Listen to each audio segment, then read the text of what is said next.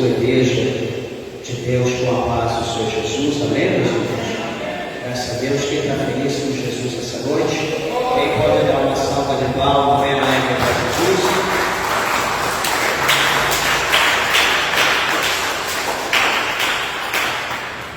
Meus irmãos, também estamos gratos ao nosso Deus por enquanto o Senhor tem nos proporcionado nesse dia, na semana, no mês, enfim, tudo é para a honra e para a glória do nosso Deus.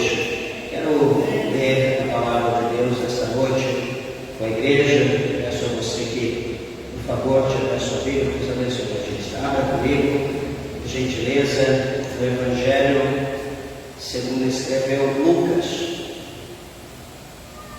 o terceiro Evangelho do Novo Testamento, a glória de Deus. Lucas, glória a Jesus. Veja se há alguém ao seu lado sem Bíblia, aproxime-se para que juntos nós possamos ler a palavra do Senhor. Lucas, capítulo de número 18.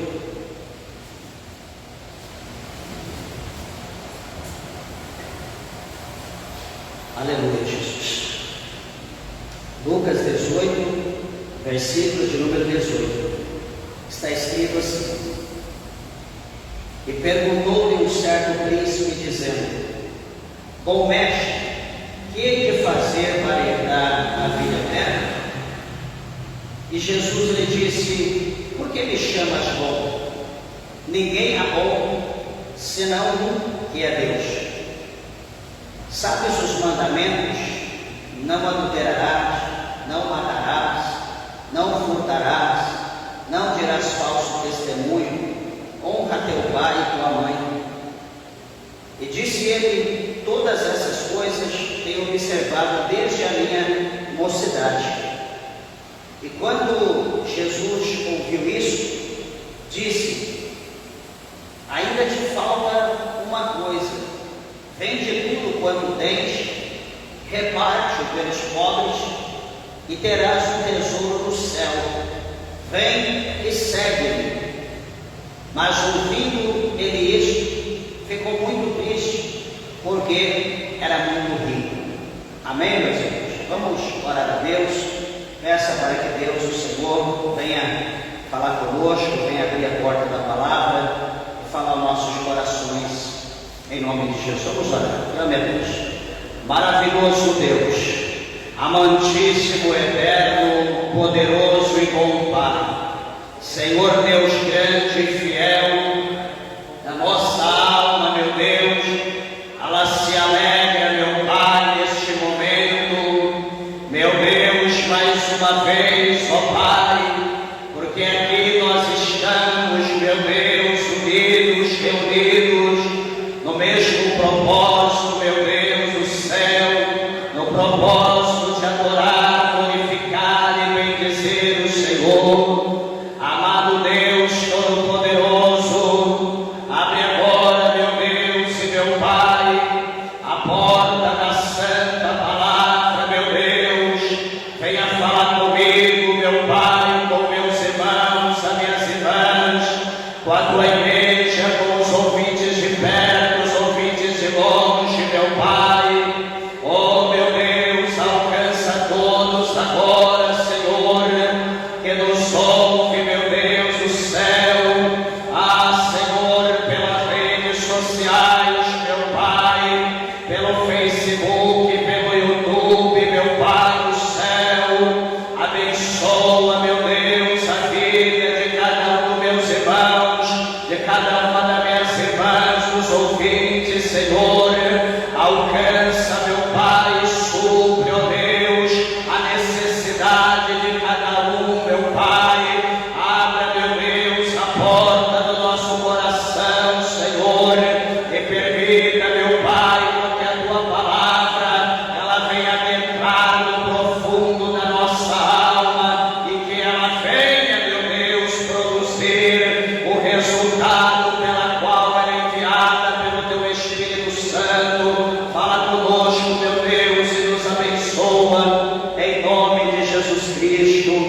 Amém, Jesus. Graças a Deus. Podeis assentar, meus irmãos. Desocupem vossas mãos e dê uma salva de palmas para Jesus.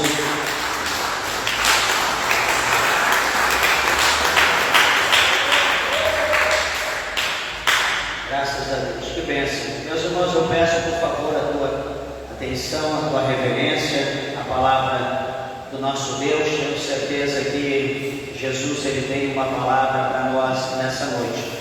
E amados e queridos irmãos, aqui um texto muito interessante da palavra de Deus, que tem aqui para nós um ensinamento muito grande, como toda a palavra de Deus tem.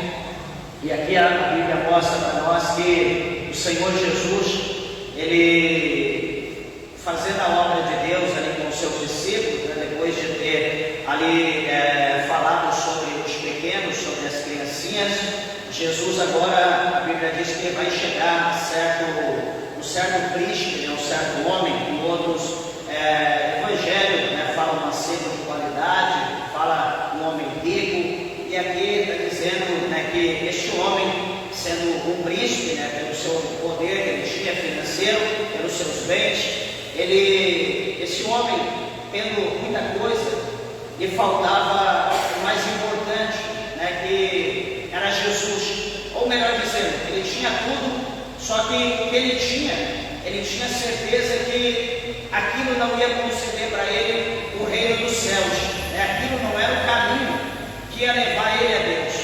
Então ele chega até Jesus e ele vai pedir para Jesus as coordenadas, ele vai pedir a Jesus que o Senhor venha ensinar, venha instruir a ele, o que ele deveria fazer, o que ele precisava fazer, para herdar a vida eterna, para chegar aos céus. Foi uma boa pergunta, porque, veja bem, amados irmãos, o próprio Cristo, ele já deixou escrito para nós, dizendo que o que adianta o homem, ele ganhar o mundo todo, e ele perder a salvação da sua alma. Às vezes as pessoas não pensam isso, as pessoas acham que ter mais, ter, isso é essencial para a sua vida. E na verdade o que é essencial para a nossa vida é nós ter Jesus na nossa vida.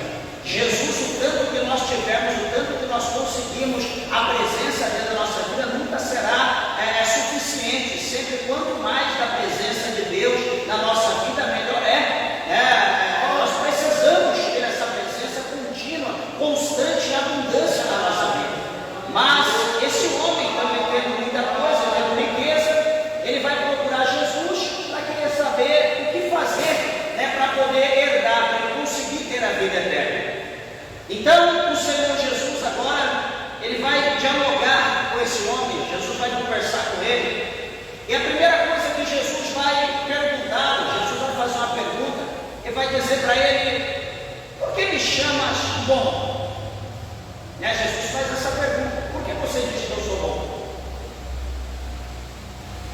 A Bíblia não mostra que ele responde, mas supostamente ele poderia ter pensado várias coisas. Talvez ele poderia ter dito: o Senhor é bom porque o Senhor prepara água para aqueles que estão sedentos. O Senhor é bom porque o Senhor prepara comida, pão para aqueles que estão famintos. O Senhor é bom porque o Senhor cura as pessoas com enfermidade incurável. Por exemplo, cego de nascença, o Senhor faz enxergar. Pessoas que nunca falaram, que é mundo de nascença, eles dão glória a Deus, o Senhor faz ele falar. Pessoas que são coxas, que nunca andaram, pessoas deficientes, o Senhor cura todas para andar, para se movimentar, enfim. Pessoas que já morreram, que estão sepultadas, o Senhor manda abrir o sepulcro e chama pelo nome, manda a pessoa sair para fora, a pessoa sai. Então por isso eu estou dizendo que o Senhor é bom. Aqui não está mencionado isso, mas supostamente ele poderia pensar muito mais coisas ainda. E Jesus vai dizer para ele: ninguém há bom, ou seja, não existe ninguém bom. Aqui na terra não existe ninguém bom, não tem ninguém que é bom. E Jesus vai dizer que o único que é bom, só tem um, que é Deus, não existe mais ninguém. Meus irmãos, essa palavra aqui é muito interessante,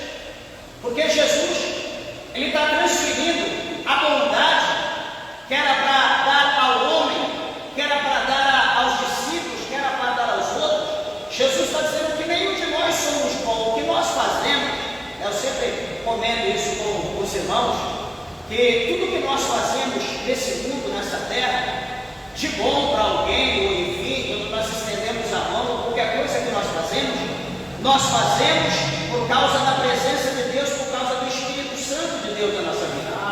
Porque se não for o Espírito Santo de Deus, se não for a presença de Deus na vida do ser humano, desculpa do que eu vou falar, mas o ser humano, ele seria o pior de todos os animais. Porque o ser humano, em vez ele tem o poder de destruir a sua própria vida, ele tem o poder de destruir a vida do seu próximo, do seu semelhante, da sua família, ele também tem o poder de destruir os animais, os répteis, as aves, a natureza, tem o poder de acabar com tudo. E nós vemos que o ser humano, ele é tão astuto, que ele crucificou o próprio Deus, o próprio Criador, que ele colocou na cruz e matou o próprio Deus. Então Jesus, ele vai dizer que não existe um homem bom só tem um, que é Deus. Jesus responde dessa maneira. E Jesus então vai prosseguir no versículo de número 20, e Jesus vai perguntar para ele: sabe os mandamentos? E Jesus então vai começar a falar, a citar alguns mandamentos que está escrito lá em Êxodo, que foi deixado por Deus, ele escreveu as tábuas da lei, com os mandamentos. O próprio Deus escreveu e deu para Moisés instruir o povo. E então, lá no capítulo 20 de Êxodo, está lá os mandamentos, e Jesus vai citar aqui algumas coisas. E Jesus vai perguntar: sabe os mandamentos? Primeiro que Jesus pergunta para ele: não adulterarás. Jesus está dizendo para ele que ele não deve adulterar. E Jesus continua dizendo: olha, não matarás. Jesus continua dizendo: não furtarás. Jesus prossegue: não dirás falso testemunho, ou seja, não mente. Jesus continua dizendo: honra ao teu pai e à tua mãe. Então Jesus aqui fala pelo menos 5 mandamentos. Jesus recita 5 mandamentos a esse homem. E ele vai dizer para Jesus: todas essas coisas tenho observado desde a minha mocidade. Então ele vai dizer para Jesus que ele, na idade dele, na sua idade ainda varonil, a sua idade tenra, jovem, ele era um observador da lei. Ele diz que desde jovem ele foi instruído na lei, e ele observava, ele olhava, ele lia, ele colocava em prática aqueles mandamentos. Ele observava aqueles mandamentos desde novo, desde a sua mocidade. É aquilo, igreja, que lá em Provérbios, Salomão ele escreveu, e ele disse para nós bem assim: instrua o menino no caminho que se deve andar, e até quando ele envelhecer, ele não se desviará dele. Alguém pode achar: pastor, mas isso não funciona. Mas a minha parte, a tua parte, a nossa parte, nós estamos fazendo. Enquanto tiver sobre a nossa responsabilidade, sobre a nossa autonomia, nós temos que instruir na presença de Deus. Por exemplo, a última vez, com 22 anos, eu levei a última surra do meu pai. A última surra foi horrível. E meu pai dizia: enquanto os meus filhos estiverem embaixo do meu teto, comendo daquilo que eu coloco na mesa, todos os 8, nós éramos 8, 4 homens e 4 mulheres, estarão submissos às minhas ordens, independente da idade. Todos terão que me respeitar e cumprir as minhas ordens. Então era dessa maneira. Ou seja, desde pequeno nós somos instruídos no regime, indo para a igreja, apesar que quando grande, já maior trabalhando, eu saí da presença de Deus, mas aquele evangelho que de pequeno eu aprendi, ficava dentro do meu coração, independente da circunstância, os momentos que eu estava vivendo. Às vezes eu pensava alguma coisa, mas a influência do inimigo era muito grande na minha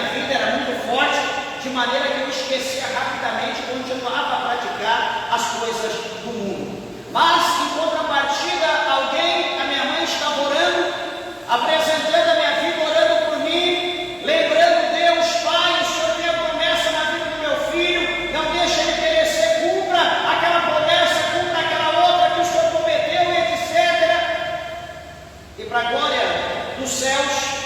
Hoje nós estamos aqui, fazendo a vontade de Deus, procurando fazer as coisas de Deus da maneira que o Senhor Deus quer, da maneira que o Senhor manda, e sempre observando, guardando a palavra de Deus no nosso coração, como já dizia o salmista, para nós não pecarmos contra Deus, para nós não pecarmos contra o Senhor.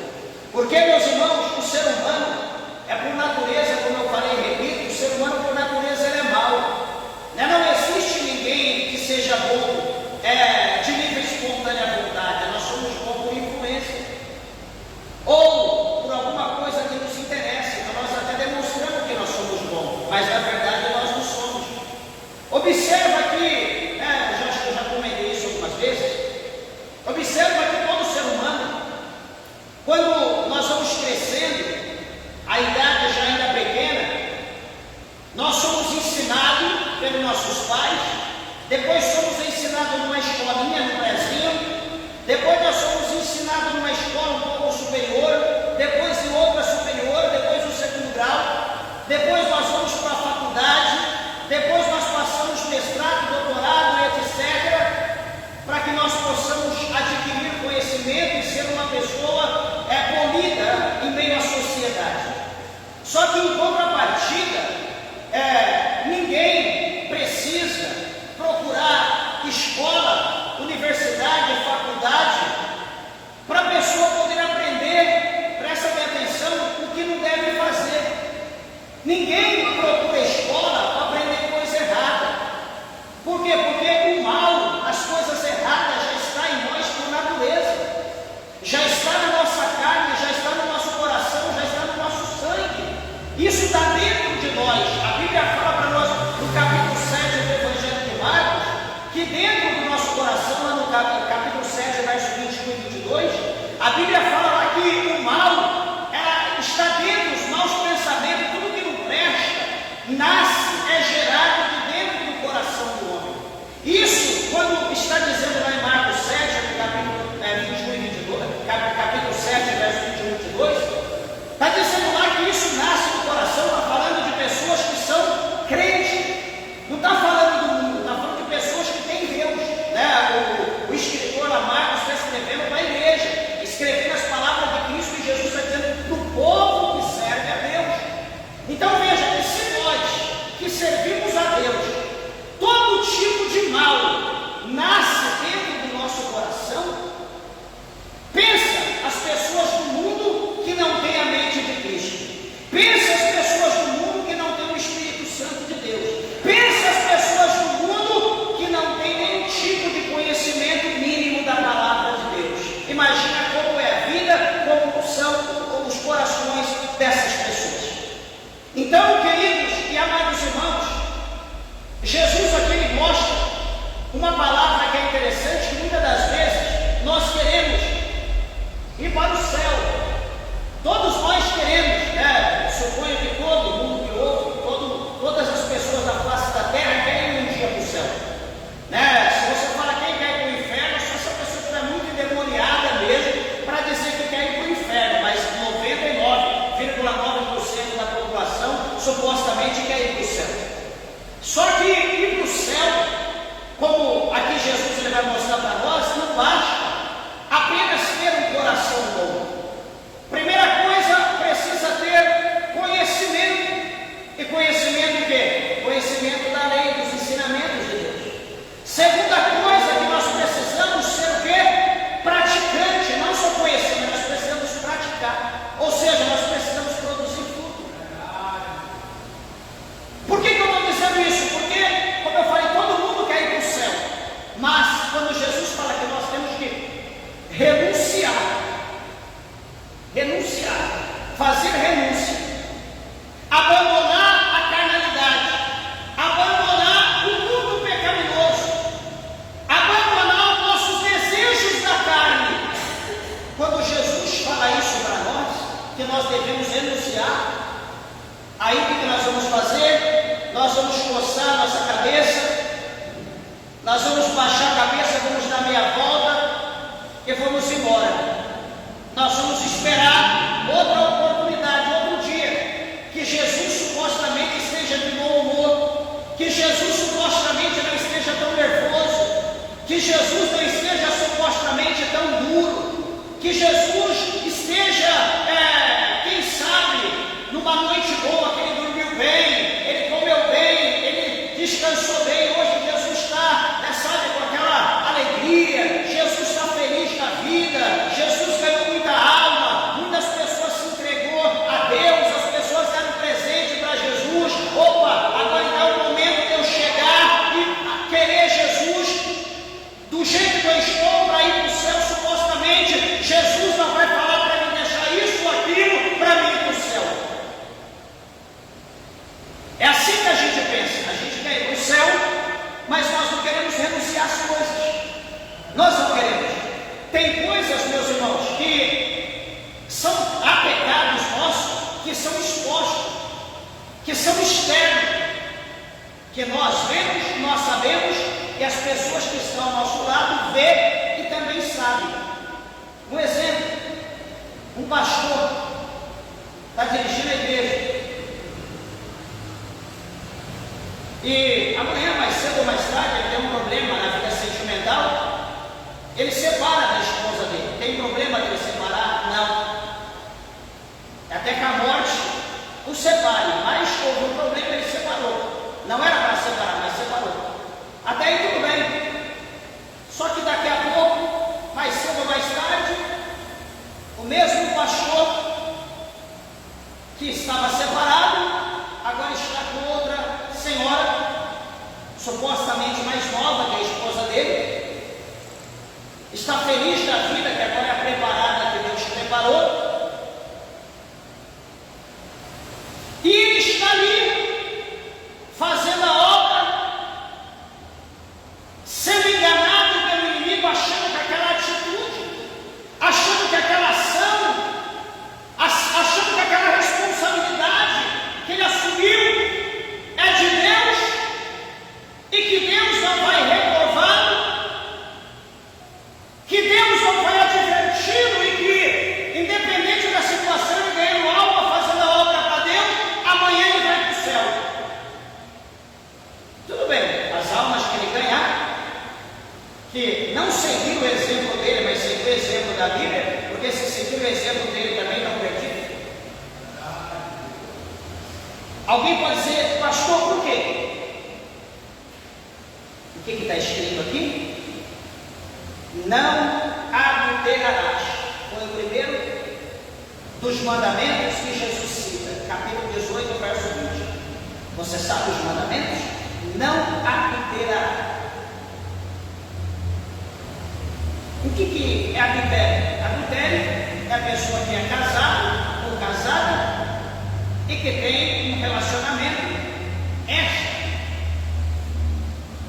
do seu casamento. Não, pastor, mas já divorciou, não importa. Ah, pastor, mas o juiz já assinou. Não, mas o seu, não importa. Diante de Deus, até enquanto houver vida, os dois estão casados. É o que a Bíblia nos ensina, é o que a Bíblia fala. Eu falo isso categoricamente, com base, sem medo de errar, sem medo de ser condenado ou de condenar alguém. Você aceita se você quiser, é o que a Bíblia diz. Enquanto estiver casado, enquanto estiver vivo, o casamento diante de Deus é válido. Pode estar lá no Polo Norte, lá no Polo Sul, no extremo, mas diante de Deus eles estão vivos, até que a morte os separe. Então o primeiro mandamento é: não adulterarás. Então o camarada separou, casou de novo, está pregando, está fazendo a obra, está ganhando alma para Jesus, que vence. Queira Deus que aqueles que ganhar para Jesus não sigam o seu exemplo. Não sigam o seu exemplo. E que perseverem, que sejam pessoas responsáveis, que cumpram a palavra de Deus. Por quê? Porque vai chegar o dia do juízo final e cada um de nós teremos que dar conta das nossas obras. Podem ter ganhado milhares de almas para Jesus. Se as almas permaneceram, foram fiéis a Deus, certamente aquelas almas vão para a glória. Pastor, mas e ele que ganhou? Infelizmente, ele pecou, ele falhou, ele vai para o fogo.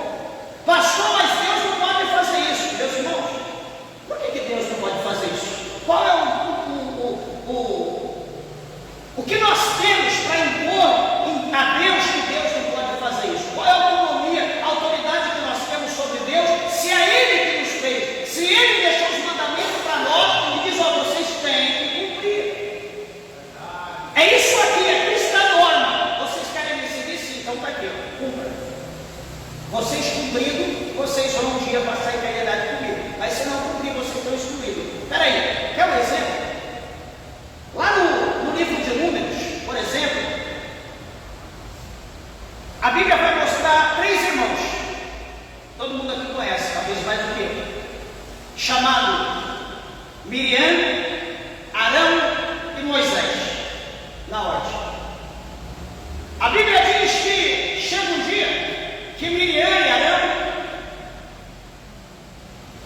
Eles começam a murmurar, a arrumar conversa, a falar acerca de Moisés, o irmão mais novo. Por quê? Porque Moisés era o líder e Moisés havia arrumado uma esposa.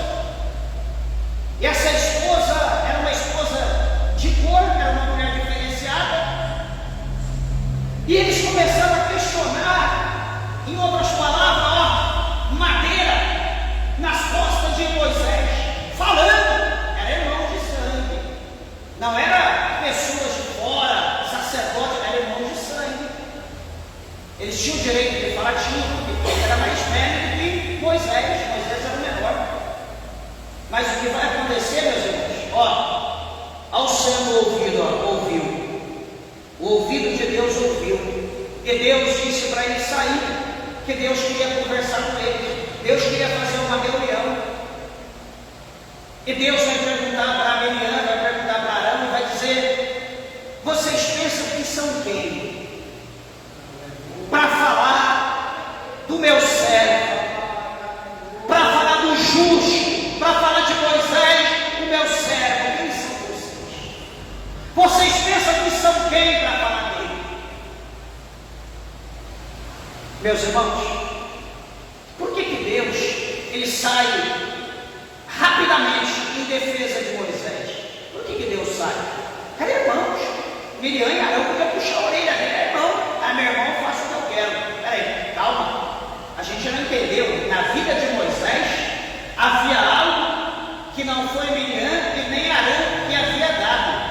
Mas o que é ver a vida dele? Havia uma coisa chamada unção. E essa unção é unção de Deus.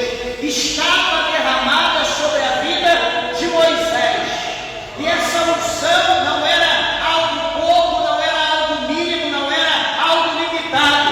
A unção que havia em Moisés era algo tão grande que de repente a Bíblia mostra para nós na parte depois que quando separa aqueles 70 homens de sabedoria, homens entendidos, homens verdadeiros, homens de conhecimento, a Bíblia diz que Deus tira da unção que está em Moisés e vai colocando sobre cada um. Todos os 70 ficam cheios da presença de Deus que foi tirada de Moisés, e Moisés ainda continua cheio.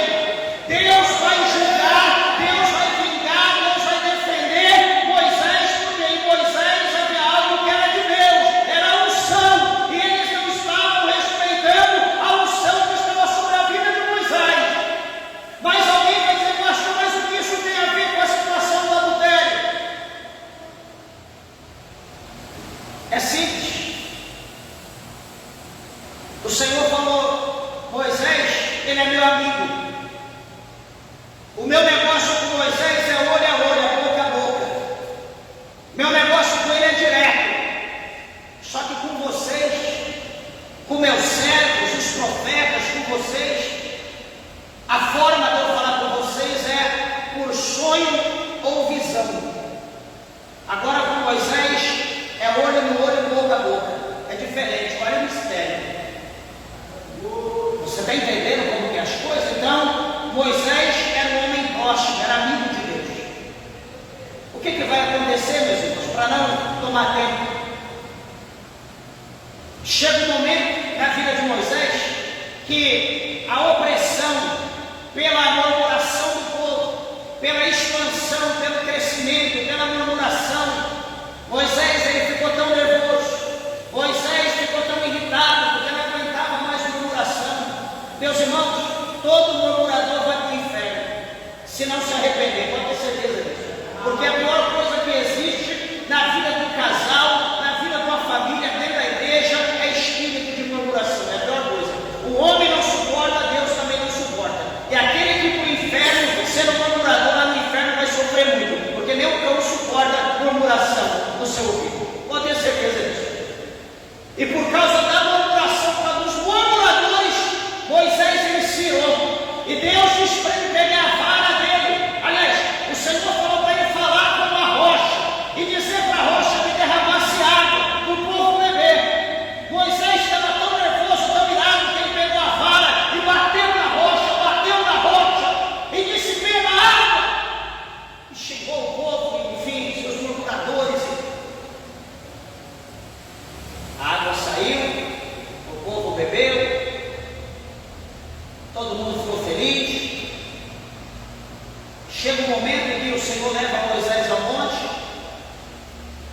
Chega lá no monte, o Senhor mostra para ele e fala: Moisés, está vendo aqui? Olha ali, você está no passo da terra.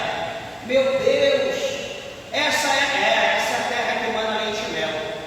Os 40 anos de caminhada eu te trouxe aqui. Contempla a terra, lá em cima do monte, olhando lá embaixo a terra gorda, terra próspera, terra abençoada, realmente a terra que emana leite e mel. Deus fala para Moisés: está vendo, Moisés? Eu sou fiel, não sou. Olha aí a terra, não disse que eu ia trazer você, se ia colocar o povo nessa terra? Senhor, que bênção, né? Moisés aí feliz da vida. Olha o que Deus vai dizer: meu amigo, só que detalhe, eu sou fiel, mas tu não é. Senhor, mas eu sou fiel.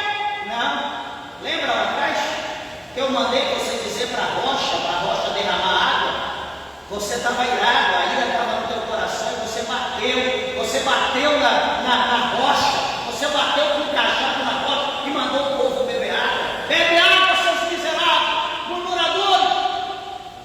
Por causa dessa atitude tua, Moisés, você não vai entrar na terra. Eu estou te mostrando, você está vendo a terra, mas você não vai entrar. Eu vou matar você e vou te sepultar. E aí, meus irmãos, e agora? O que Moisés poderia dizer? Senhor, eu fiquei 40 anos no Egito, 40 anos em Midian, 40 anos caminhando com esse povo pelo deserto. Eu tenho direito, eu vou exigir meu direito, eu vou chamar pelo Deus moro, superior do Senhor, e vou querer entrar, que meu direito eu vou reivindicar. Deus diz: não adianta esperar. Só porque era para ele falar, ele bateu. Sabe o que é isso, meus irmãos? Deus, ele é extremamente detalhista. Deus é detalhista. Deus não é cego. Deus não aceita qualquer coisa. Ah, não, é para Deus mesmo, tá bom. Não, essa não. Pode esquecer isso. Se não é como Deus quer, não faça. Tem que ser como Deus quer. Porque o fogo pode cair, a glória pode cair, o povo pode pular, saltar, mas amanhã ou depois Deus vai dizer: aquilo lá que você fez não foi para mim, não fui eu que agi, não foi a minha presença que foi manifesta, aquilo foi para as pessoas, não foi para mim. Você está em débito comigo. Então, quando Deus diz que o adúltero ou adúltera não vai herdar o reino dos céus, ah, não, é que agora eu sou feliz, é que agora esse aqui é o homem do sonho, que essa aqui agora é a mulher do meu sonho. O diabo está te enganando. Volta a reconcilie, pede que pastor não tem mais jeito. Então Jesus fala no capítulo 19 do Evangelho de Mateus que você se tornou eunuco, você foi castrado. Se não tem mais jeito, não tem mais jeito. É o que a Bíblia mostra para nós.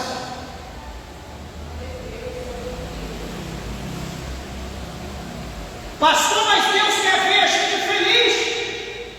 Jesus, no capítulo 4 do Evangelho de Mateus, Jesus ele diz que o homem, ele não viverá só de pão, mas de toda a palavra que sai da boca de Deus. Olhe para Jeremias, olhe para Paulo, entre outros.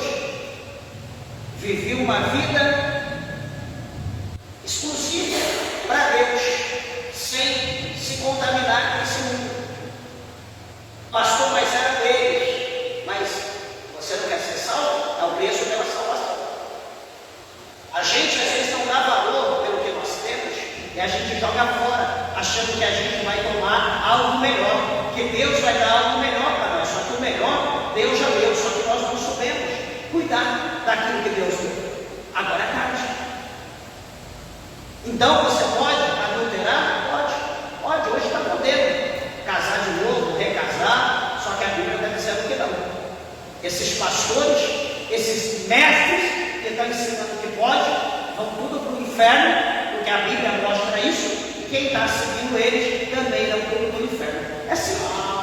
É só ler a palavra de Deus, não precisa de intérprete, não precisa de hermenêutica, de exegese, nada disso, é simples.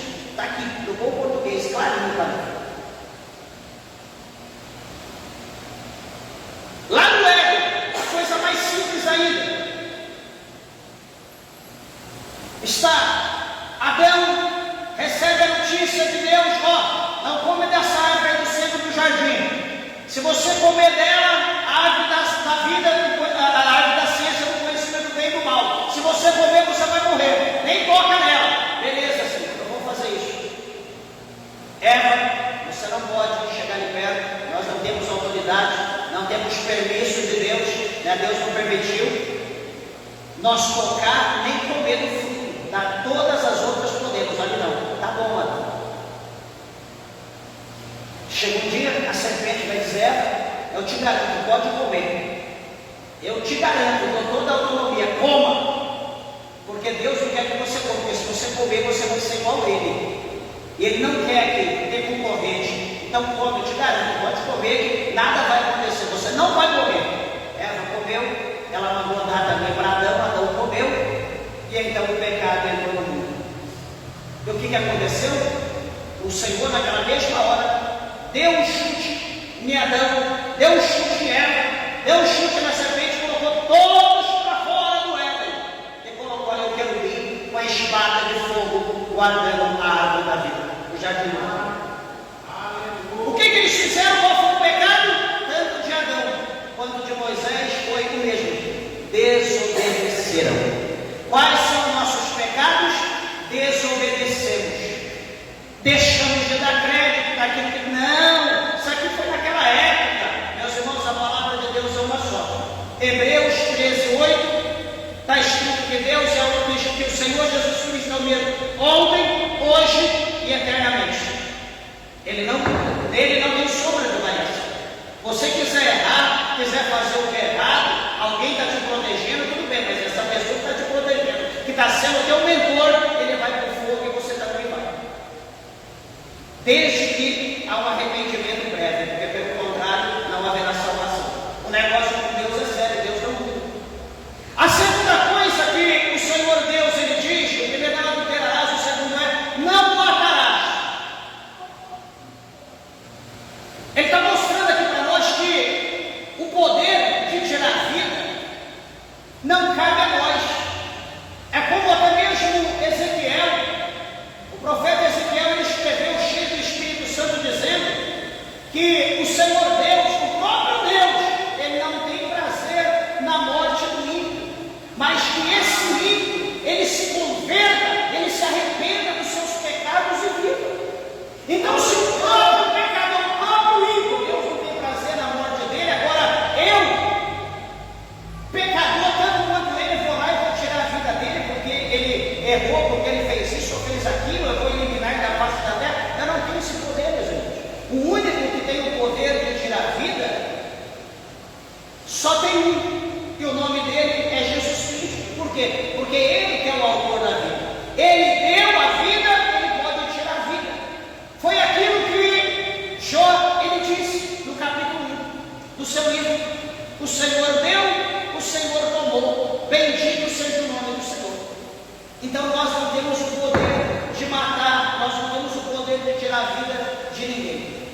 O que nós podemos fazer é dar a vida. Para tirar a vida, nós não temos esse poder. Então o Senhor fala: não matarás. Pastor, mas é minha vida ou a dele? Peça misericórdia a Deus, deixa Deus trabalhar. E se, porventura, nós somos crentes, nós sendo crentes, eu sempre gosto de dizer isso, nós somos crentes. Se porventura alguém tirar a minha vida, a tua vida, vai estar fazendo um favor a Deus. Sabe por quê? Porque a minha alma, ela não irá para o inferno, a minha alma irá para Deus, para o céu. Se alguém tirar a tua vida, vai estar fazendo um favor para o céu, para Deus, porque a tua alma não vai para o inferno, a tua alma vai para Deus. A não ser que você tenha certeza que você não vai ser salvo. A não ser que você tenha na tua digital, no cartório, você tem algum tipo de erro, alguma coisa oculta, e você sabe que se você errar, se você morrer, você vai para o fogo, você está em débito com Deus. Mas pelo contrário, aquele que está em paz, não tem medo de morrer. Eu sempre digo isso: o crente que é crente e que diz que tem medo de morrer, alguma coisa está errada na vida dele, tem que pedir perdão para Deus. Porque tem que estar pronto. Veja o mundo que nós estamos vivendo. Veja a situação que está acontecendo, que está aí no mundo, que está por vir. E a gente ainda quer enraizar, quer viver aqui horrores, com toda a dificuldade que dá. Meus irmãos, é melhor estar com Cristo. É melhor estar com Deus do que estar aqui nessa terra. Felizes são aqueles que descansam, né, que partem dessa vida com Deus.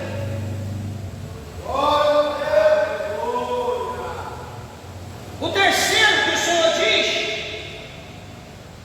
para aquele homem, e diz para nós também, para nós não furtar, não furtarás. O que é não furtar? Não roubar, não pegar aquilo que é dos outros, não subtrair aquilo que é das pessoas. Isso é feio, mas às vezes tem gente que tem hábito de fazer isso, às vezes não foi liberto, às vezes dentro da igreja. Tem gente que vivia isso no mundo, vem para a igreja e às vezes quer continuar praticando aquilo. Vai na casa de alguém, tem oportunidade, catou a caneta, catou um pano, catou alguma coisa, vai no mercado, vai numa coisa ou em outra, está furtando, meus irmãos. Quem furtar, por pouco que seja, por menor que seja, não vai entrar no céu. Agora, se você pedir, a pessoa te der, tudo bem, ou você ganhar. Agora, você furtar, tirar, sem pedir, pegou as escondidas. Mas, pastor, foi só uma caneta Bic. O que é uma caneta Bic? É o que é uma caneta Bic, né? Você não compra, ou pede. Por causa de uma caneta Bic, se você partir com aquela caneta no bolso, acontecer um acidente, alguma coisa, você morrer, você vai pro fogo, porque você furtou, né? Às vezes alguém pode achar, pela forma que eu falo, pastor, não, a salvação não é assim não é assim que Deus trata a gente não. Você pode pensar que não é assim, mas se você ler a palavra de Deus aqui, o que o Senhor está mostrando para nós, o negócio com Deus é muito sério, meus irmãos. O negócio com Deus é muito sério. Deus, eu digo mais uma vez, ele é muito detalhista.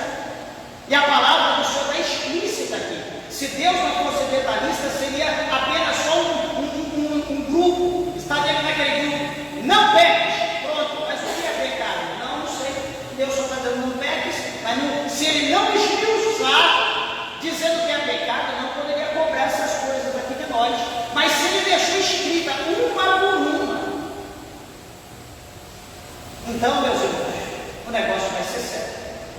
Tem gente hoje que está pregando de, porque o pecado, não, que não sei o que Deus, ele abomina o pecado, não, que você não pode pecar, bom, preguei contra o pecado.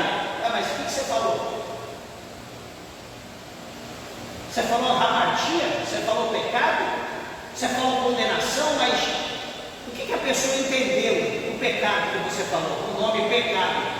Ou você fala hamartia, ou você fala pecado. O que a pessoa entendeu? Nada. Ninguém entendeu nada. Então você tem que esmiuçar, tem que falar aqui. O que é pecado? Tem que falar, dar um nome e sobrenome, para as pessoas entenderem o que é pecado. Então, não furtarás, não dirás falso testemunho. É outra situação também que Deus ele requer de nós, para que também nós, sendo pessoas de uma única fala, pessoas de bom testemunho, pessoas de boa índole, isso nós estaremos caminhando com Deus. Porque, meus irmãos, falso testemunho, a pessoa que fala falso testemunho é a pessoa que não tem amor. Ele dá um mau testemunho, ele fala mal do próximo, às vezes por causa de inveja, às vezes querendo a posição da outra pessoa. Às vezes ele fala, dá mau testemunho para poder queimar a pessoa, para a pessoa cair ou ser tirado e ele tomar frente no lugar daquela pessoa. Às vezes não para fazer, mas só por estar, porque eu quero a credencial, porque eu quero a posição, porque eu quero a cadeira, porque eu quero o microfone. Louvado seja o nome do Senhor. Então, falar falso testemunho é a irmã falar da outra, o irmão falar do outro. Isso é coisa feia. É tanta coisa da Bíblia para a gente falar, tanta coisa boa de Jesus para a gente falar, para a gente pregar, para a gente orar. A gente não consegue falar acerca do que está na Bíblia, a gente não consegue orar acerca do que está na Bíblia, a gente não consegue louvar o que está na harpa.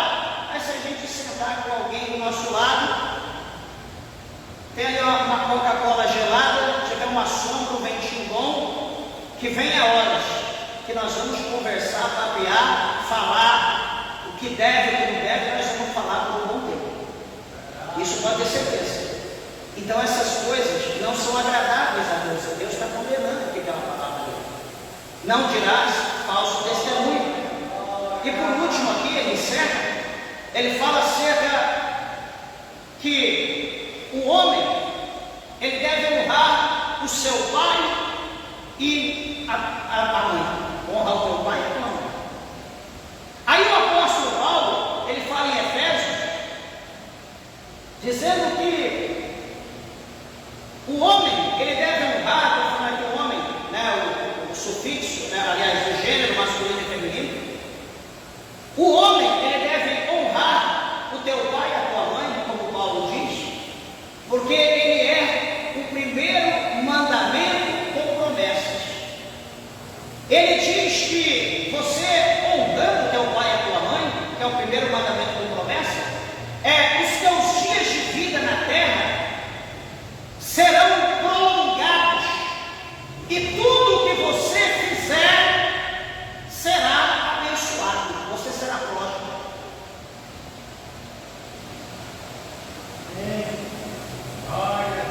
E agora a gente reflete. Agora vem a reflexão: será que nós temos tratado bem dos nossos velhos, dos nossos pais? Será que nós damos bênção?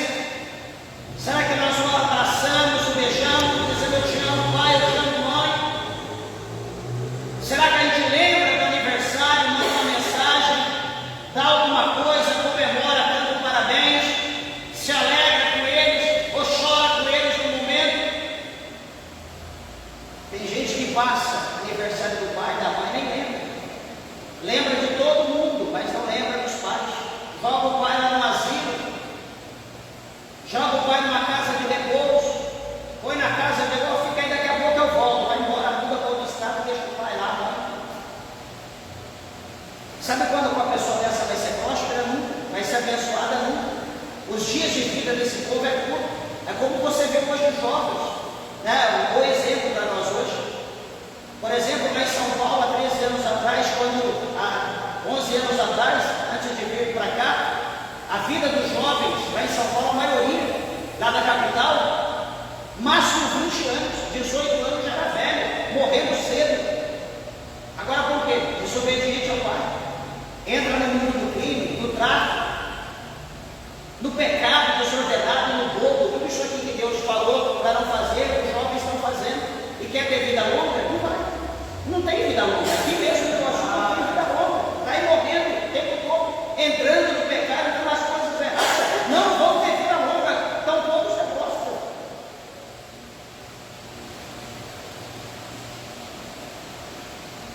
E o que a Bíblia vai mostrar para nós? Esses aqui são os exemplos, uns dos exemplos que Jesus disse que aquele homem precisava praticar, que eu e você, nós precisamos praticar para que nós possamos estar eleito ao caminho do céu, ao reino de Deus.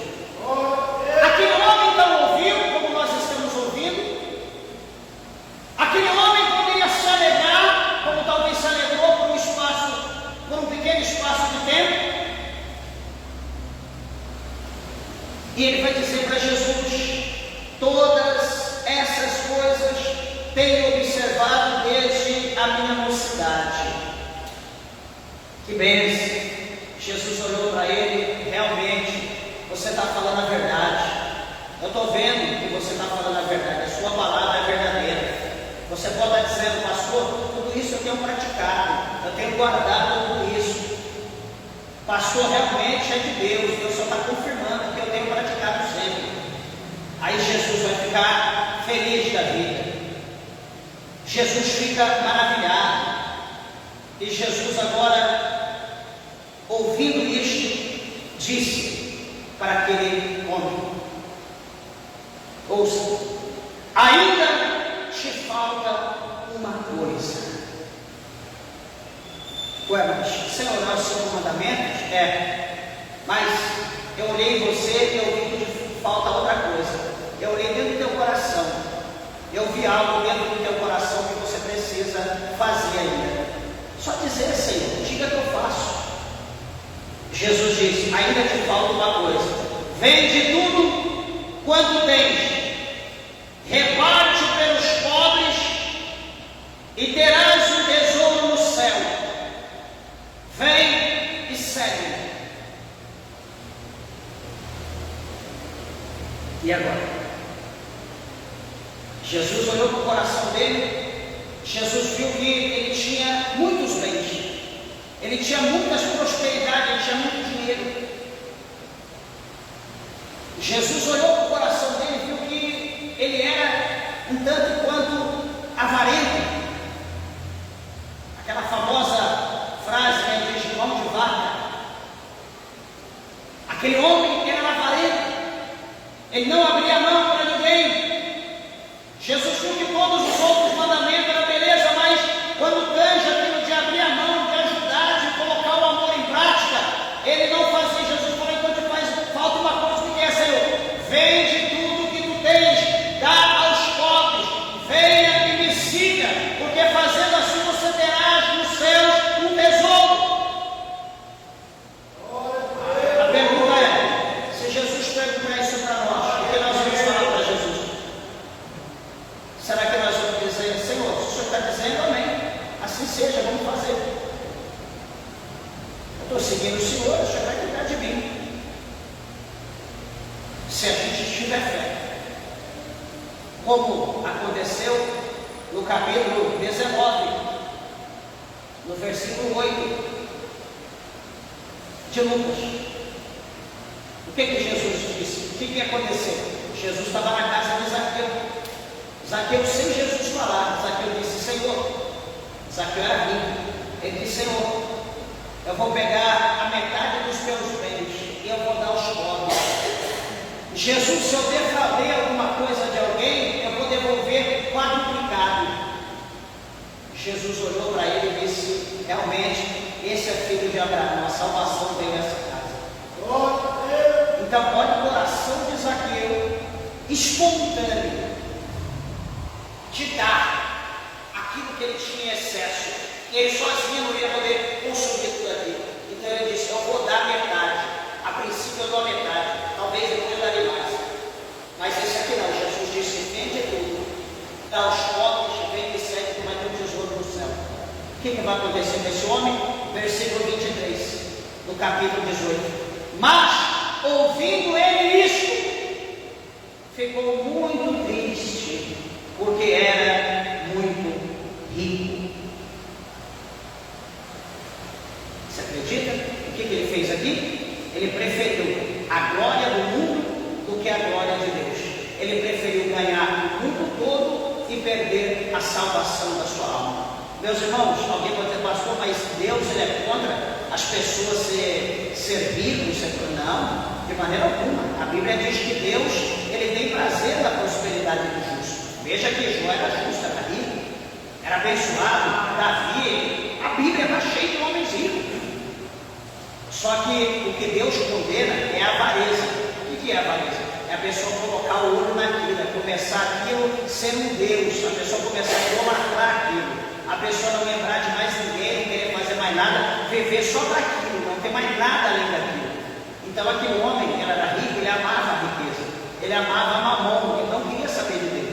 Então ele preferiu, ele buscou o conhecimento. O que eu faço para herdar a vida eterna? Jesus mostrou, instruiu o caminho, colocou a chave na mão dele. Abre o teu coração agora, pega tudo que tem, vem e dá aos pobres, vem e segue, tu terá um paraíso no céu. Ele preferiu: não, devolver a chave para Jesus. Não, vou ficar aqui mesmo, eu não quero esse caminho também. Caminho de renúncia eu não quero. Meus irmãos, quer ser abençoado por Deus, quer ser próspero por Deus, aceite a renúncia. Renuncie de coração. Talvez aquilo que você mais ama, talvez aquilo que você precisa deixar de amar e transferir esse amor para Deus, para Jesus. Ah, pastor, eu amo demais a vaidade, eu sou um homem muito vaidoso. Troque a vaidade por Jesus. O tanto que você ama a vaidade, deixa a vaidade para lá e comece a amar Jesus como você ama a tua vaidade.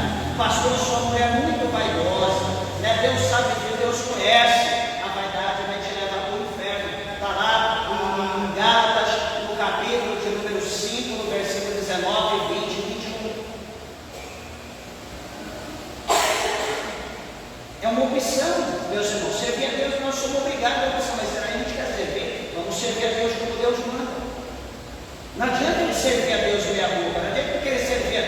sem renunciar. Esse homem aqui, ele tinha tudo. Foi 6-1, 5-1. 5 coisas que ele cumpriu, uma que ele não cumpriu. A que ele não cumpriu foi onde ele perdeu a bênção. Você pode dizer, Senhor, eu cumpro quase tudo. Então, para Deus, o que é? Para Deus é tudo ou nada. Não adianta ser 99,9 para Deus e 0,1 para o inimigo. Se não tiver 100%, tiver menos que 0,1, para Deus não serve. 1/10 para Deus não serve. Ou 1/10 para o diabo não pode, tem que ser 100% para Deus. Que nós possamos, meus irmãos, com a ajuda do Espírito Santo de Deus, entender a palavra do Senhor, buscar o conhecimento e procurarmos colocar em prática, né, a palavra de Deus, para saber que o Senhor ele nos ama, que Deus ele não negou, né, não guardou o melhor, sim, ele deu o melhor dele para nós, ele deu Jesus Cristo, com todo o amor, né, provando o amor dele para nós, ele deu o seu filho, né, era o único filho dele, não tinha um monte, tinha um só, unigênito filho único, e ele deu aquele filho para nós, para morrer por nós na cruz do Calvário. Jesus foi morto, foi crucificado e passou pelo que ele passou, pela minha vida e pela tua vida. Será que a gente fazer um sacrifício, demonstrando nosso amor a Deus, a Jesus, será que a gente não consegue fazer um sacrifício assim? Certamente, meus irmãos, nós conseguimos. Vamos pedir a Deus que Deus nos dê graça, que Deus nos dê força e que nós assim vamos conseguir perseverar para que nós possamos entrar no reino dos céus. Esse homem não quis, Zaqueu ele quis, eu quero, supostamente você quer, então vamos perseverar, porque valerá a pena em nome de Jesus Cristo. Amém? Que Deus, o Senhor, abençoe vossas vidas. As horas se foram, as palmas bem alegres.